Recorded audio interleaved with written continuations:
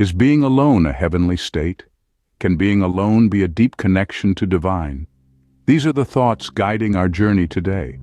Think about the story of a holy man named Elijah, who lived alone in the wild. His life was plain, and he was always alone. Now let's compare Elijah's life to the ideas of Spinoza, who believed in similar things. Spinoza, like Elijah, felt a strong connection to God in his loneliness. His beliefs were focused on understanding the world and God through self-discovery, very much like Elijah's life values. He didn't see being alone as a sad state. Instead, he saw it as a situation of deep understanding, much like Elijah's view of being alone. Elijah didn't have friends or family, and he didn't even have a pet. His only interactions were with nature, the wind blowing through the trees, the sun shining on his face, and the starry night sky quietly watching over him.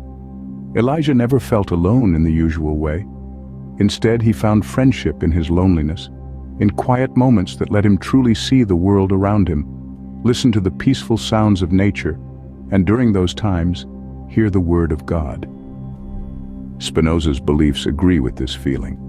He also supported the idea of finding friendship in loneliness and spotting God in the amazing things in nature. Some people might suggest that Elijah and Spinoza were cut off, their alone time a kind of loneliness. But that wasn't how they saw their lives. They saw their loneliness as a gift, a state that gave them a deeper link to the world and, as a result, with God.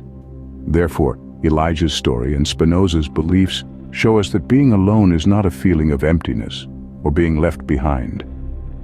Instead, it's a state of deep understanding, of being so connected with the world that you can hear God's voice in the rustling leaves, the soft sighing of the wind, and the silent gaze of the stars. In many ways, God can be seen as a lone figure. The thought of his existence is often questioned, and even those who believe in him struggle to understand his vastness and complexity. God seems to be misunderstood by those he cares about the most. However, this divine loneliness is not about sadness but deep understanding and empathy. It's a deep connection to the world, so well understood yet misunderstood, that it goes beyond human comprehension. The stories and ideas of divine loneliness show us that being alone can lead to deeper understanding and connection. They tell us that being alone is not about despair, but a state of strong connection, of being so in tune with the world that you can hear the divine in even the simplest things. Ultimately, loneliness isn't just about feeling sad or left out when looked at from a higher perspective. It's a deep connection, a way of understanding and feeling for others. It's a situation where you can see something more powerful in the simple things like swaying leaves, the sound of the wind, or the silent gaze of the stars.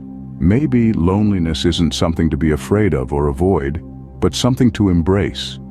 In the calmness, you might find a link to bigger.